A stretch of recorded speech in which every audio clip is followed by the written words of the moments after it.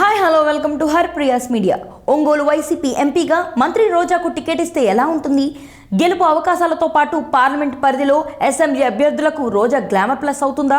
మరి ప్రకాశం జిల్లాలోని వైసీపీ నాయకులు ఏమంటారు? ఇలా ప్రకాశం జిల్లాలోని వైసీపీ నేతలకు అధిష్టానం నుంచి ఫోన్లు వస్తున్నాయట. మాజీ మంత్రి ఒంగోలు ఎమ్మెల్యే బాలినేని శ్రీనివాసరెడ్డితో పాటు మంత్రి ఆదిమూలపు సురేష్లకు వైసీపీ అధిష్టానం ఫోన్ చేసి అడిగినట్లు సమాచారం. అయితే మంత్రి రోజా కాకుండా స్థానికంగా సిట్టింగ్ ఎంపీ మాగుంటకే తిరిగే అవకాశం ఇవ్వాలని విజయసాయిరెడ్డి చెప్పినట్లు అక్కడ నేతలు చర్చించుకుంటున్నారు.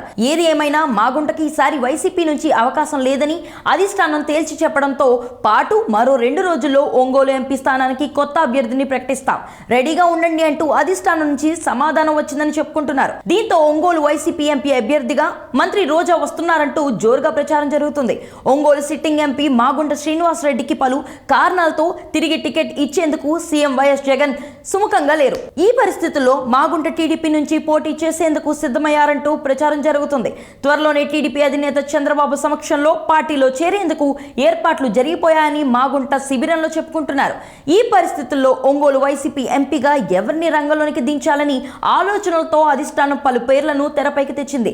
ఇప్పటికే ఇక్కడి నుంచి పోటీ చేయాలని తొలిత వైవి సుబ్బారెడ్డి భావించిన బాలినేని వ్యతిరేకించడంతో సుబ్బారెడ్డి పోటీ నుంచి తప్పుకున్నారు. దీంతో Darsi MLA Maddisetti Venugopal, AP Reddy corporation chairman Satyanarayana Reddy, Chandragiri MLA Chevireddy Bhaskar Reddy పేర్లను అధిష్టానం పరిశీలించింది.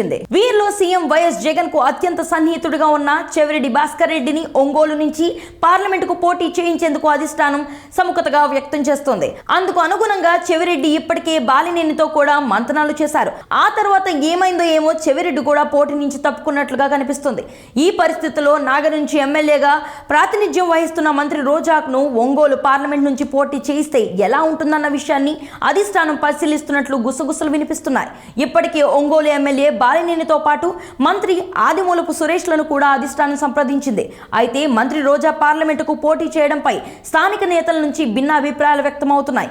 ఎవరు ఏమనుకున్నా అధిష్టానం నిర్ణయమే ఫైనల్ కాబట్టి ఇక్కడ ఎంపీగా పోటీ చేసేందుకు ఎవరిని పంపించినా పనిచేయక తప్పదు కదా అంటున్నారు వైసీపీ నేతలు. మరి ఒంగోలు నుంచి మంత్రి రోజా పార్లమెంట్ బరిలో ఉంటారా లేదా అనేది మరో 2 రోజుల్లో తేలిపోనుంది.